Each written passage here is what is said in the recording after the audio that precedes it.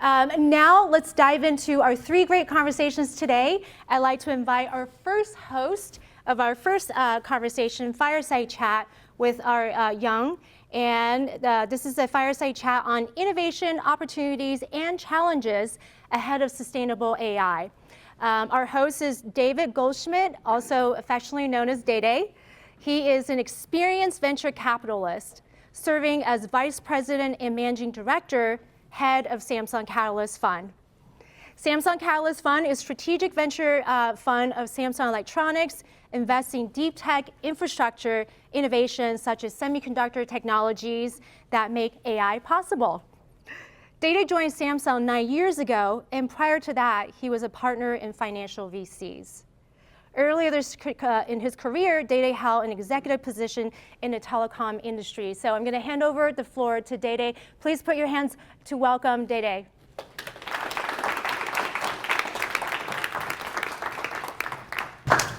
Thank you very much. Can you hear me? Is that okay? Yeah. Yes. Thank you very much, Victoria. And hello, everyone. It's really great being here.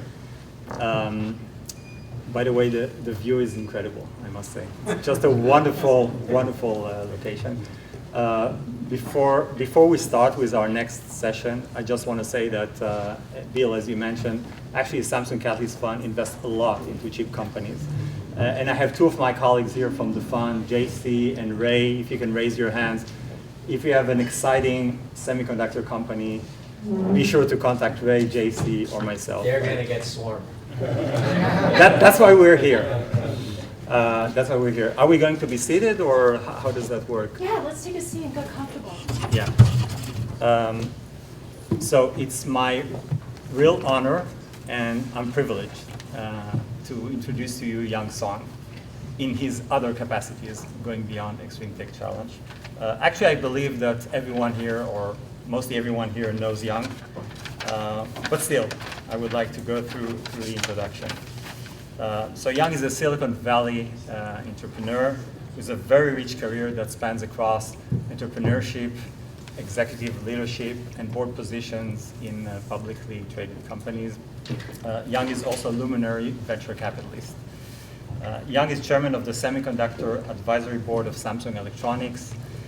He's chairman of the board of Harman, and he also serves on the boards of ARM and Cadence. He's also founding managing partner of Walden Catalyst. Young previously was the corporate president and chief strategy officer of Samsung Electronics. And as mentioned earlier today, I mean, he's also the co-founder of Extreme Tech Challenge, which brings us to today's discussion. So Young, thank you very much for joining me today for this discussion around AI. Come up? Please. Great. So maybe we can start it off talking about the AI market, which is our main topic today, at a very high level. So I would say almost every day we hear about AI and even chips for AI in major news media, which really goes to the grand public, right? Just to give you examples, two of our portfolio companies, Grok and Salvanova, had their CEOs being interviewed by the BBC and CNBC, right? Although this is like a highly technical domain that they're working on. And quite often, I would say, there's often a hype when there's a new trend or a new technology that's coming over. So the question to you is really, how do you see the AI market now? Is it overhyped? What excites you when you think about AI at a high level? Do I need to use this, or can I just talk without? Yeah, this? Okay. Yeah, so well, first of all, Dede, good to see you. I think I hired you, Dede, about 7 years ago. I forgot to mention that. Yeah, 9 years. 9 years ago, oh my God, time. I was about to go to a financial VC, and I met Young at Herzliya, and I came out of the meeting and called the partner in the VC and said, I'm sorry, there's something way more exciting. It's been a great to have you, especially covering global presence. And I think I just want to say that semi has been a difficult space for many of us, as you know, but I think staying there for long have played a very good for Samsung investment team and Walden and others. So it does show how important to have that patience and long view. In terms of AI hype, where are we? I think we are in hype cycle very clearly in my view. But at the same time, it's also real. So I want to make sure just because we're hype, we don't recognize that there is a real movements and excitement that's coming. Just like internet, if you remember internet, there was a lot of hype back then too. But is it real? It is real. So, there is a wave of technologies we all talk about as an engineers, like first wave of mainframes to, mini computers to personal computers to internet to mobile to cloud, and then now we are in AI era. Is it real? I think it is. And I think the reason I believe it's real is because it's going to be in everything we do. It's going to be used because to me, it's not about AI. It's about data, right? It's all about using the data to making our lives better. And it's a data that's going to make it more efficient. It's data that's I hope it's going to also make it more secure and more private, which I'm really concerned about. So it's not all good. It's going to come out with like any sharp knife. If you ever use a Japanese knife in kitchen, it can cut anything, which is great. But it can also cut your fingers if you're not careful. So I think that's the kind of stuff that we should think about as a potential weapon, potential tools, potential enabler. But it's exciting, and I think it'll be a huge economic generator. Even for semiconductor today, I think without AI, I don't think it's going to grow. To me, actually today, if I look at semi, it's flat. But the one area that are really growing is really AI. So that, to me, is an early indicator, right? We say the semiconductor is like oil of industrial engine. And by looking at semi trend, you can anticipate where the growth is. And you can really see there's a lot of demand in the AI-related activities. And I think that infrastructure is the first wave. And then the real application is going to come. We are in that transition, I believe. Very interesting. So we're at an event here around innovation. So let's talk about the opportunities to innovate for AI. AI workloads are very different from the legacy applications that we used to see. Also, you mentioned Intel and so on, and the history of CPUs and so forth. In the case of AI, both for training and inference, the compute requirements are immense. And going to your point on data, the amount of data that is being fed to these compute engines is growing exponentially. So the question is really, and you taught us to always start by, as investors, look at the problem, the market need. So what is the market need, or what are the problems that need to be solved so that AI could really proliferate? Where are the areas for innovation?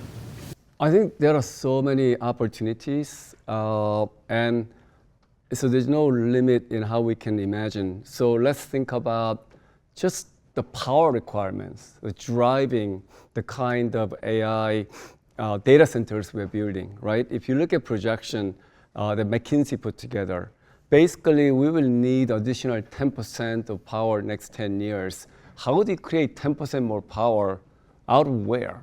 So either we need to have an innovation or new way of doing things, or we have to figure out how to reduce power. Frankly, I think that the way we are running GPUs and running the way we're doing a copper interconnect, having a data movements that are very inefficient, right? So let me give you a couple of examples.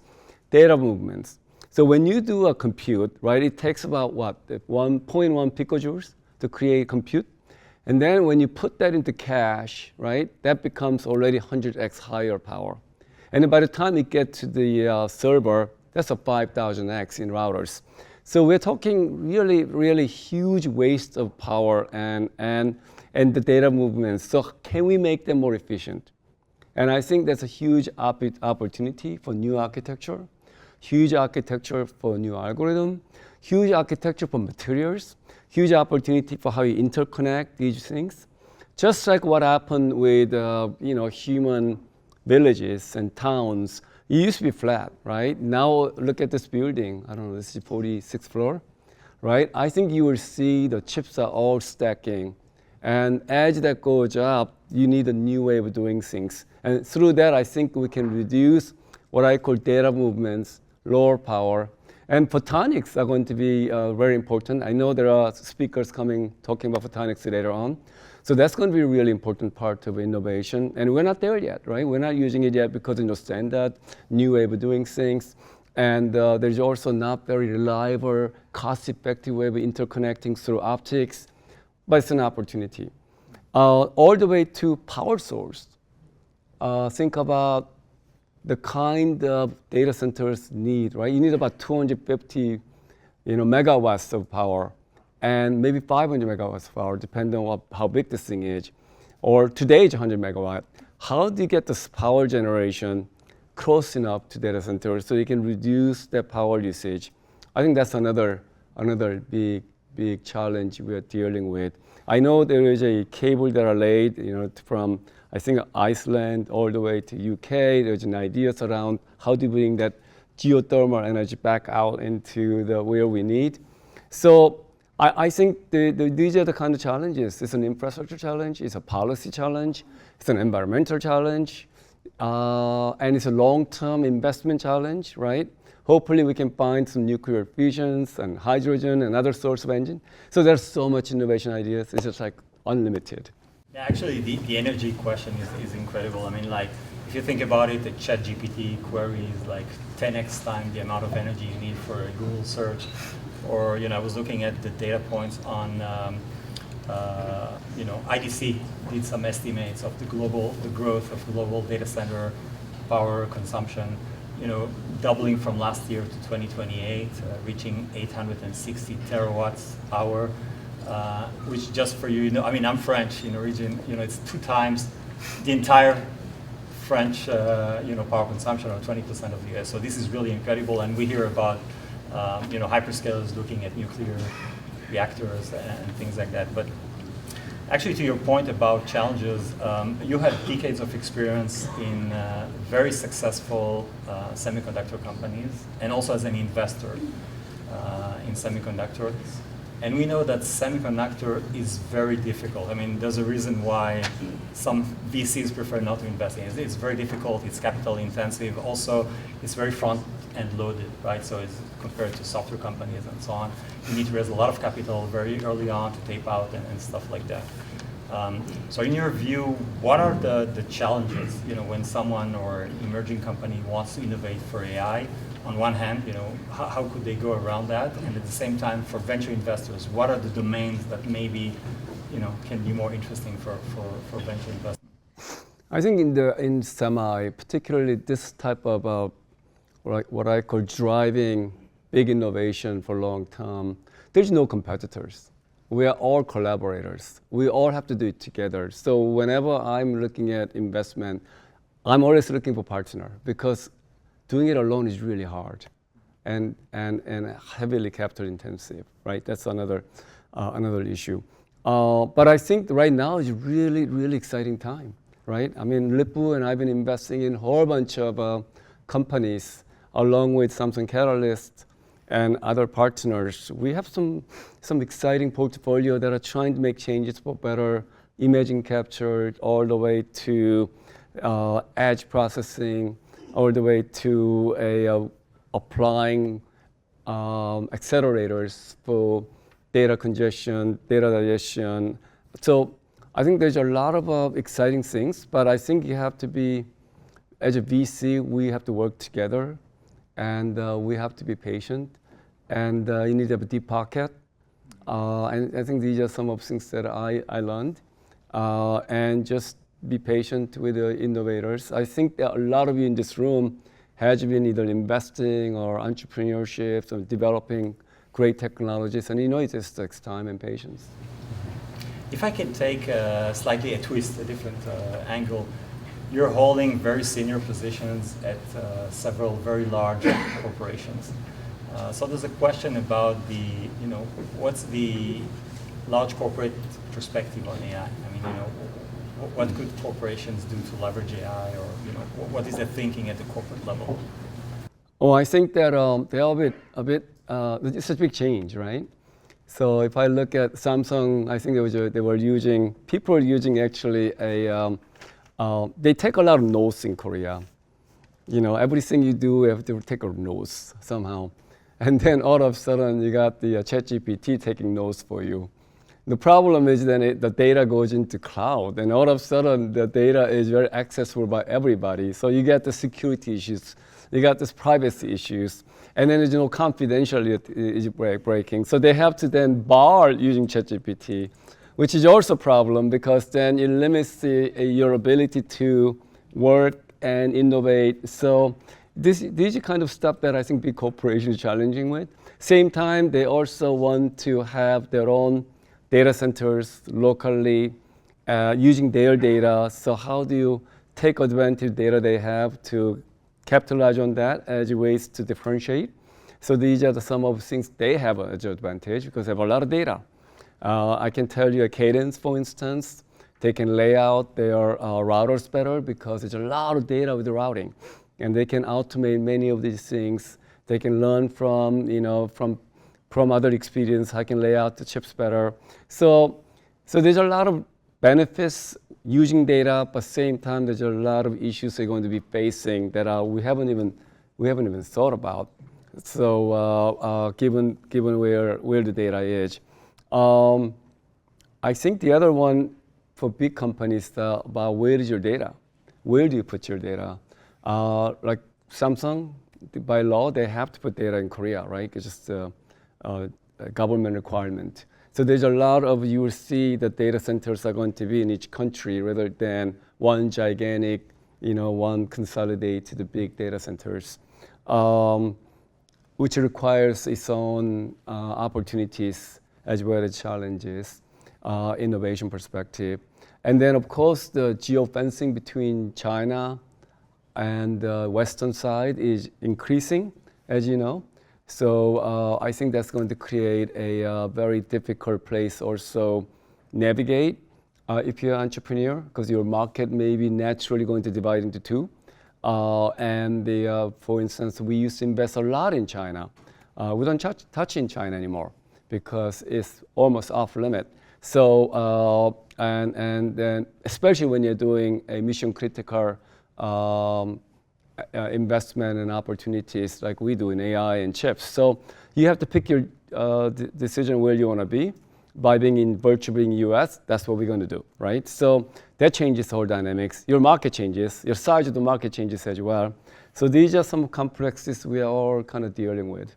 Actually, I think it presents an opportunity and a concern and a threat. I mean, on one hand, there's an opportunity for startup companies to innovate with the building tools that will allow large corporates to develop their own private models, right? So you can take like a foundational model and then optimize it based on your own private data for the corporation, and then run your own sort of customized model, and then technology is needed for that. I think Samanova is trying to do that in several other companies. I must say, and I need to be careful talking about geopolitics because usually our comms team, we need to be careful, but I would say that all the regulations are making things difficult. And it's not just CFIUS, there are many things that are just making the process of taking a decision, because the world is very global and companies have operations everywhere. Yeah. And then part of the investment process, you have the outbound investment stuff right now, which prevents you from investing into Chinese-based. So semiconductor is one of the best industry that really globalized, right? Extremely efficient. You design your chip, you use the design tools here, you send it out to TSMC or Samsung, and then wafer is made, and then you cut out in Taiwan or Malaysia or China into die, and then you put in packaging in one of those countries, and then you get tested in some other countries, and then you come back as a part of your system, and then you get designed into some kind of motherboard somewhere, and then became a part of the box in Supermicro, and then it became part of your system they deploy at Google or whatever. So it's extremely efficient process, but now it's highly disturbed because of what's going on. So it's creating the much higher friction, much more expensive, and there will be huge focus in China to make an independent semiconductor industry that are potentially creating even bigger competition. So something to watch out, but there's not much you can do. This is a national security topics. So my boss, John Martin, I wanted to ask the audience if there are questions, but I have a boss called John Martin saying 0, 0, 0. Okay. But just one last question, if I may, John. I mean, we're at XTC. It's a competition, early stage companies, startups. Semiconductor is difficult, as you said, need a lot of capital, but also fantastic opportunities. So the question to you really, what kind of advice do you have, like, you know, for early stage startup companies, also considering specifically the space of AI, where there are a bunch of companies that raise a lot of money, there's NVIDIA, of course, you know, what should be their best approach? You know, where should they go and focus? I do think that there's a discussion about the, is it hype? I think hype is really an example of how many companies are in the space doing similar kind of stuff. And this is how you know there is hype, because they all get financed. You know, normally the process should eliminate many of these companies, but they are financed, so they are there. So by the way, hype is good because hype creates innovation, because there's an excess capital goes in there, so it pushes the money to be used. And in a way, in a way, it's good for innovation. But in many ways, many VCs are not going to make money that are participating in their hype, right? So I think you have to watch hype. I mean, basically, Lip-Bu and I thought about this coming. And I think we went in about 6 years ago, as you know. You know, we went Samba Novas, Havana, in Nubia, but we invested way before. We already exited these companies because we knew hype is coming. So I think you have to avoid being trapped in hype. Maybe it's easier to get the money, but it may not be it may not be an easy way to get returns. So I have to think about raising money versus return perspective, picking the right time, picking the right space, picking the right partners, and whatever it is in this industry, I'm just going to say, you got to be the best in what you do, right? If you're going to be edge solution, you got to be the best. If you're training, you got to be the best. Because semiconductor industry, they cannot afford to have number 2 or number 3. You can only have number 1. So I think in many ways, in a way, you have to become a monopoly to make money. So now, please don't call me in public. But look at all the companies, you know, look at how ARM is making money or Cadence is making money. There is no other option other than you got to use their tools, they got to use their IP, and you got to use their tools like ASML. So I think when Intel lost their position, there's multiple options for CPU like ARM x86 from AMD, then you become irrelevant. I think this is the lessons you learn. You have to be really dominant position, and you got to be leading position. Inphi was successful because it was a single source socket that are doing a 100 gig interconnect. So in many ways, you really think about how do you become unique? How do you become dominant in the position you are in? It may be small, it may be big, but at the end of the day, that's how you're going to make money in this business. Yang, thank you so much for sharing very insightful observations. Thanks. Good to see you, Daddy. Please join me in thanking Yang for this.